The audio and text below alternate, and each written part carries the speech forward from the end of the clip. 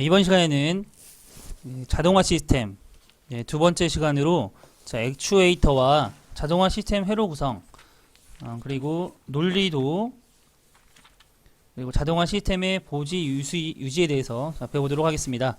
우선 세 번째 액추에이터는요, 우리 챕터 1에서 공유합에서 유압 기기나 공합 기기에서 액추에이터에 대한 내용은 굉장히 많이 심도 있게 다뤘으므로 자세한 것은 전 강의를 참고를 하시고요. 여기에서는 좀 간단하게 짚고만 넘어가도록 하겠습니다. 액추에이터는 우선 유체 압력 에너지를 기계적 에너지로 변환시켜서 사용하는 것으로서 실린더와 모터 등이 있죠. 그리고 선형운동이나 직선운동이나 회전운동으로 분류를 하고요. 공합, 유압, 전기식 액추에이터로 나눌 수가 있습니다. 단동 실린더는 뭐 이렇게 있었죠. 피스톤 실린더, 격판 실린더, 롤링 격판 실린더, 벨로 실린더 이렇게 있는데요. 자, 이게 단동 실린더의 종류가 아닌 것은 이런 문제로 굉장히 자주 출제가 됐었습니다. 피스톤 실린더, 격판 실린더, 다이어프램 실린더죠. 롤링 격판 실린더, 벨로 실린더 이렇게 네 가지 좀 암기해 두시고요. 자, 공합 복동 실린더로는 우리가 전진 속도와 후진 속도의 같은 힘을 할 수 있게끔 하는 양로드형, 그리고 텐덤 실린더는 이렇게 직렬로 연결했었죠. 다이오시 제어는 텔레스코프는 뭐 이렇게 다이오시 제어는 이렇게 양쪽에다가 해놓는 거죠. 양쪽에다가 실린더를 조합을 해놓은 거. 그리고 텔레스코프 같은 경우에는 이렇게 단을 주는 그런 실린더가 있었습니다. 그리고 갑자기 급작스럽게 가장 큰 힘을 얻고자 할 때는 충격 실린더를 사용했었고요.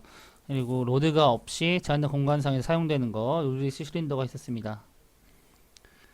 선형 액추에이터로는요, 이것도 단동 실린더, 복동 실린더가 있고요. 이거 앞에 있는 내용과 흡사한 내용입니다. 쭉 넘어가도록 하겠습니다. 회전운동 액추에이터로는 공합 요동형 액추에이터인데요. 요동형 하면 항상 떠올려야 할 것이 일정 회전각으로 제한된 회전각을 운동한다는 뜻이었죠. 이 내용만 기억하고 있으면 되겠습니다.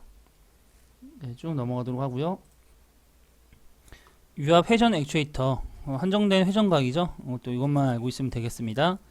그리고 모터, 기어 모터와 베인 모터, 피스톤 모터는 이렇게 가장 구조가 간단한 거, 그 다음에 가장 효율이 좋은 거, 이런 것만 비교해서 알고 계시면 되겠습니다. 유압 모터의 장점, 유압 모터의 단점, 이런 것들, 유압의 특징과 똑같으니까요. 그러면 큰 출력을 낼 수 있다, 이런 것들. 그리고 유압을 기름을 쓰기 때문에 화재 염료가 있는 곳 사용이 곤란하겠죠. 이런 것들 했었습니다. 요동형 액추에이터의 선정과 보수 유지 시에 고려사항으로는 속도 조절은 미터 아웃 방식으로 접속을 하고요. 부하의 운동 에너지가 기계의 허용 운동 에너지보다 큰 경우에는 외부 완충 기구를 설치를 하게 됩니다. 외부 완충 기구는 부하 쪽에 지름이 큰 곳에 설치를 하고요. 내부성의 향상과 정지 정밀도를 확보할 수 있게 해야 되고요. 축과 베어링 과부하가 작용되지 않도록 가대부하를 직접 액추에 축에 부착하지 않고 축에 부하가 적게 작용하도록 부착을 하게 합니다. 전기회전 액추에이터는 모터라고 하는데요. 이런 것들이 있으니까 넘어가시면 되겠고요. 직류 전동기. 직류 전동기는 전기자가 토크 회전력을 발생시키는 전기자가 회전하고요. 계자가 고정되어 있습니다. 동기 전동기는 그와 반대로 계자가 회전하고요. 전기자가 고정되어 있습니다. 유도전동기 같은 경우에는요, 비자성체인 알루미늄 혹은 구리로 만들어진 원판 위에서 연구자석을 회전시키면 원판도 자세 방향으로 함께 회전하는 원리를 이용한 전동기가 되겠습니다. 가장 많이 사용한 전동기고요. 스태핑 모터는요, 구조가 가장 간단한데 실효성이 높습니다. 한 펄스가 가면 이게 9도씩 움직이는 한 스텝만큼 이제 회전을 하는데요. 그러니까 일정 각도만큼 움직이는 거죠, 한 펄스마다. 그래서 이거는 위치 제어할 때 굉장히 좋은 그런 모터가 되겠습니다. 자, 핸들링에는 자, 리니어 인덱싱 핸들링, 로터리 인덱싱 핸들링이 있습니다. 자동화 시스템 회로 구성입니다. 이 부분도 좀 이제 잘 나오는데요. 자, 동작 상태 표현법으로는 자, 프로그램 플로우 차트, 자, 플로우 차트를 뜻하고요. 그 기능 선도, 순차 제어 문제를 표시하는 방법으로 쓰입니다. 레더 다이어그램은 자, 릴레이로 표시에 이용되는 방법인데요. 보통 레더 다이어그램은 뭐 여기서 A 접점, B 접점, 이렇게 코일, 뭐 이런 식으로 나타내는 게 레더가 되겠습니다. 동작 순서를 표시하는 다이어프레임으로는 자, 변이 단계 선도, 자, A, B 실린더 이렇게 있으면 A 실린더가 전진하고 B 실린더가 전진, 후진, 뭐 이런 식으로 나타내는 거죠. 저희 선도 같은 경우는 온오프 표시 방식인데요. 이게 온되어 있는지 오프되어 있는지 이것도 이렇게 이런 식으로 나타내는 제 선도가 되겠습니다. 이 논리도가 되게 중요한데요. 자, AND, OR, NOT, 플립플롭 등이 기본 논리 연결을 표시하는 기호도입니다. 자, 여기서는 자, 그 전 챕터에서 자, AND 회로 뭐 이런 거 했었지만 이 기호는 안 배웠었는데 이 기호를 이제 아셔야 돼요. 이렇게 앞에 둥글고 이렇게 수직으로 되어 있는 거, 이게 AND 회로입니다. 불함수로는 이렇게 논리구부로 나타내고요. 자, 진입표는 이렇게 두 개의 입력이 나와야지만 출력이 나오는 것이 AND 회로가 되었습니다. 개념잡기 문제 한번 풀어보도록 하겠습니다. 제어 작업이 주로 논리 제어의 형태로 이루어진 곳에 AND, OR, NOT, 플립플롭 등의 기본 논리 연결을 표시하는 기호도를 무엇이라고 하는가? 논리도였죠, 논리도. 논리도. 답은 1번이 되겠고요. 자, 다음 OR 회로입니다. OR 회로. 자, 아까 AND 회로는 이렇게 수직으로 되어 있었죠, 이렇게. 그리고 더 끝이 둥그스름했었는데 OR 회로는 좀 날카롭습니다, 약간. 자, 기울기가 더 졌죠. 그리고 이렇게 선형으로 되어 있습니다. 이게 OR 회로입니다. 논리 합으로 나타내고요. 그리고 입력이 하나라도 있으면 출력이 나오는 그런 회로였습니다. not은 여기 이 부분이 not이라는 표현입니다. 이 부분이 그 NAND 회로는 자, 이게 AND 회로였죠. 이게 AND 회로에 이게 not이 들어가니까 NAND 회로가 되겠고요. 진입표도 꼭 보고 넘어가시기 바랍니다. 이건 전 강의에서 다 설명을 드렸기 때문에 AND 그 반대로 보시면 되는데요. 그 AND는 이제 입력이 두 개 나왔을 때만 출력이 나오는 게 AND였는데 그 NAND는 반대로 두 개의 입력이 둘 다 나왔을 때만 출력이 안 나오는 그런 회로가 되겠고요. 노어 회로는 이게 OR 회로의 기호죠. 여기에다가 not을 붙였습니다. 그래서 노어 회로. 그래서 이 여집합으로 나타낼 수가 있죠.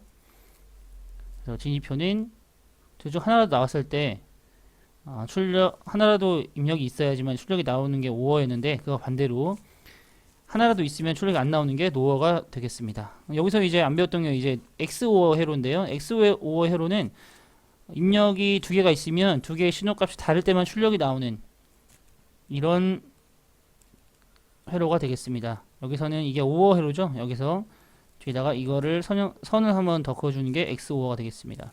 불함수는 이렇게 논리 합에다가 동그라미를 쳐서 나타내 줍니다. 그럼 XOR가 있으면 XNOR도 있겠죠? XNOR는요.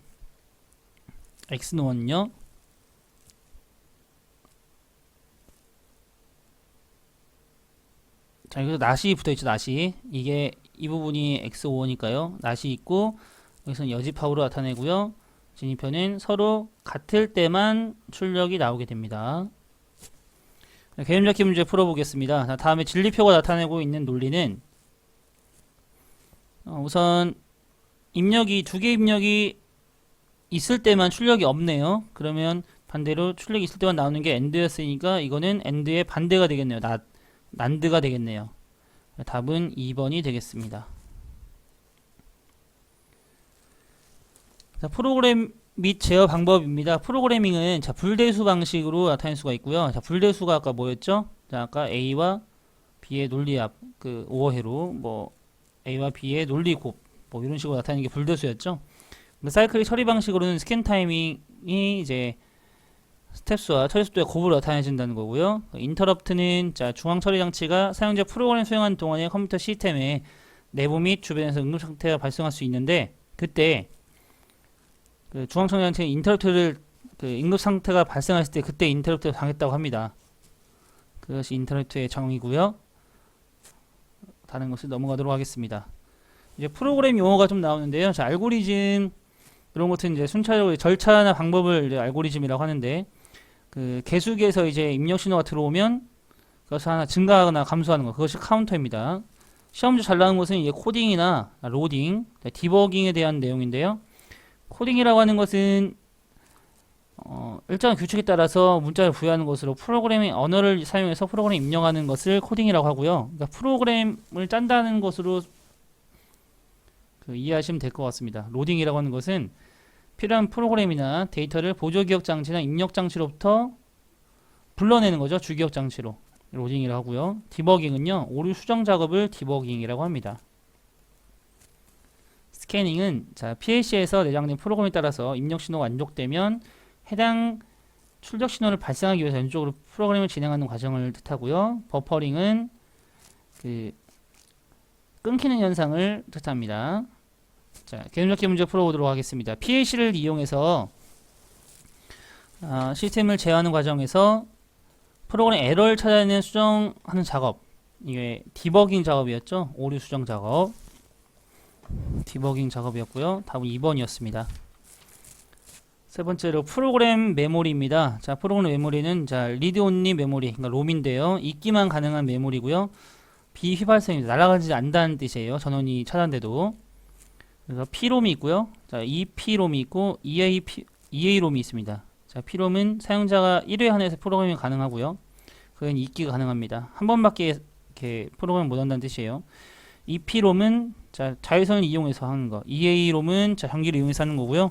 하나 더 하면 자, 마스크롬. 제작자에 의해서 자, 한 번만 프로그램 되는 메모리가 마스크롬이 되겠습니다.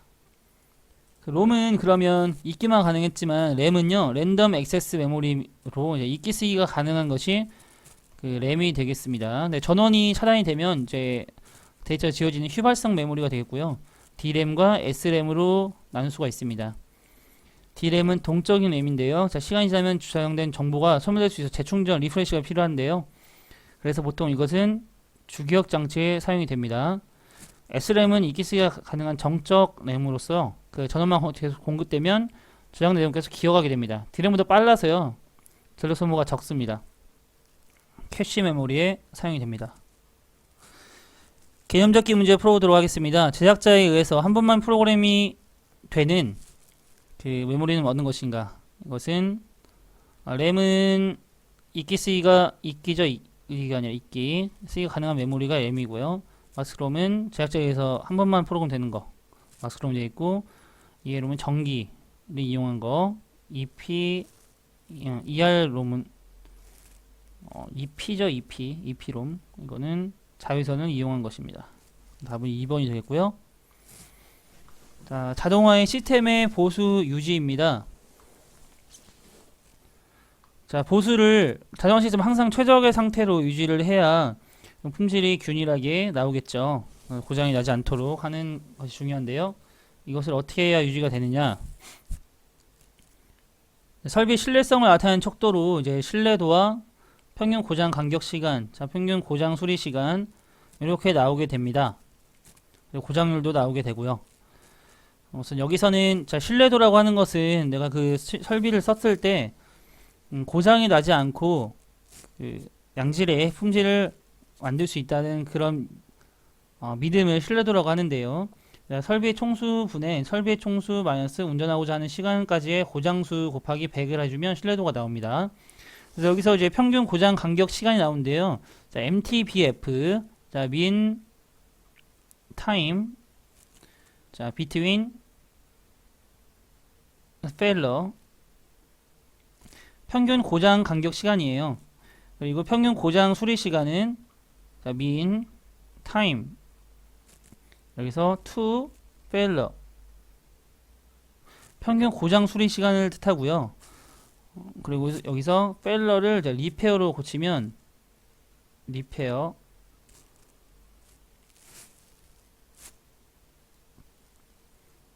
리페어가 평균 고장 수리 시간입니다. 평균 고장 수리 시간을 뜻하고요. 자, 페일러라고 하는 것은 평균 고장 시간입니다. 고장률은 이제 평균 고장 간격, 이제 MTBF의 역수가 되겠고요. 자, 여기서 이제 이거에 대한 이제 관계를 아시면 되는데요. 이거를 그림으로 도식화해서 표현해 보도록 하겠습니다.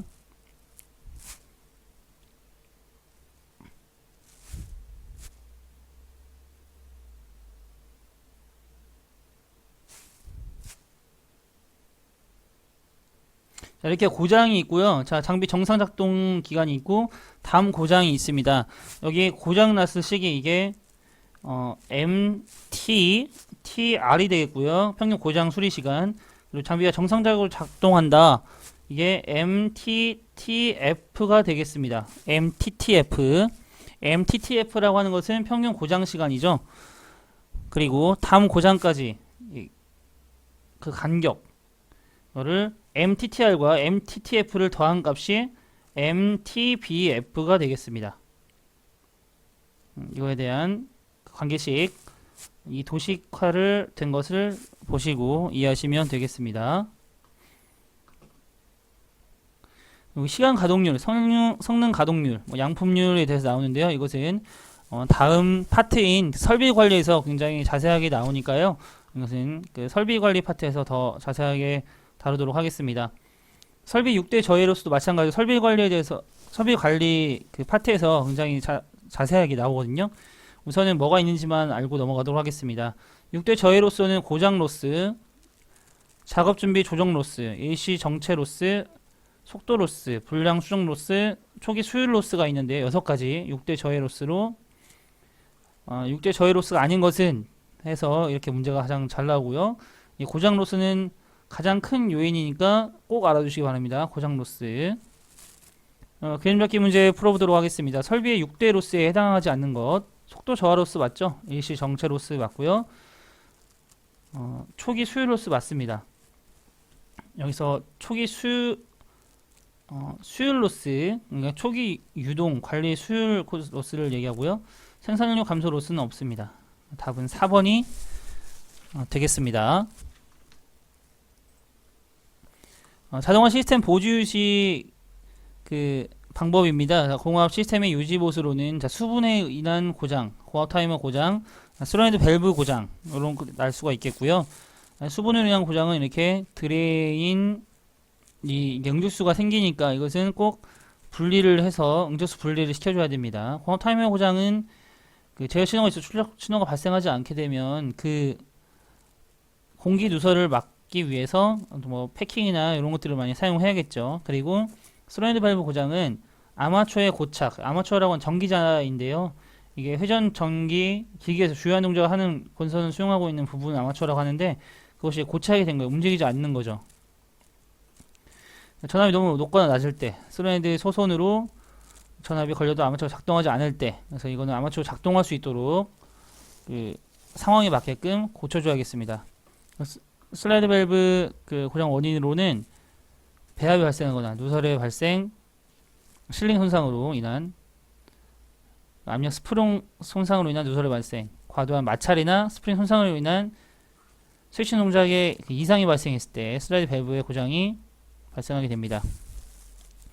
유압 시스템의 유지 보수로는요, 토출 유량이 감소하는 원인, 실린더의 불규칙적인 작동, 펌프의 소음 진동이 있겠고요. 토출 유량이 감소하는 원인은 그 탱크 내에 그 자체에 저장되는 유량이 없는 거예요. 그럼 토출된 양이 당연히 적겠죠. 그리고 그 이유는 펌프의 흡입부터가 잘못됐을 경우가 많습니다. 불량됐을 때. 기억에 대한 내용이고요. 펌프가 고장됐을 때, 고장났을 때 당연히 안 올라오겠죠. 유난히 온도가 너무 높거나 점성이 낮을 때, 토출량이 감소합니다. 펌프의 파손, 거의 다 펌프의 파손에 의한 그런 것들이 굉장히 많습니다. 성능 저하 및 릴리프 밸브의 조정 불량 등. 릴리프 밸브가 조정이 불량됐다. 이것은 이제 최고 압력을 제한을 해주는 건데, 이 릴리프 밸브가 고장이 나면 조정이 이제 불량이 되겠죠. 실린더의 불규칙적인 작동, 펌프의 성능이 불량하거나 밸브의 작동 불량, 자 밸브 누설로 인한 압력 변화, 불규칙적으로 작동하겠죠. 내가 원하지 않은 만큼도 갈 수도 있고요. 움직이지 않고 싶을 때 움직일 수도 있고요. 내부 누설 및 마찰 저항의 증대, 배관 내 공기 흡입, 파손 변형 등이 있습니다. 펌프 소음 및 진동은 자 공기가 침입했거나 자 펌프 흡입이 불량하거나 이게 떨릴 수가 있죠. 에어필터 막혔을 때 진동이 나타날 수 있고요. 이물질 침입, 펌프 부품의 손상 및 마모 등으로 소음이 닿으면서 마찰 소음이 일어날 수 있습니다. 작동류의 점성이 높거나 펌프의 과회전 등도 펌프의 소음 및 진동 원인이 될 수 있습니다. 자, 이런 것들은 외우려고 하지 마시고 한 두세 번 읽어보시면서 관련된 문제 나오면 확인하고 넘어가는 식으로 하는 거 제일 좋습니다. 이거 외우시지 말고요. 두세 번 이게 눈에 익혀주시기 바랍니다. 다음 마지막으로 전기 시스템의 유지 보수인데요. 이게 시험 문제가 좀 나왔었습니다. 직류 전동기가 저속으로 회전할 때는 자 결선 차고 축바지 불량, 코일 단락, 과부하가 있을 수 있고요. 자 전동기의 가열로는 과부하 운전, 단사운전,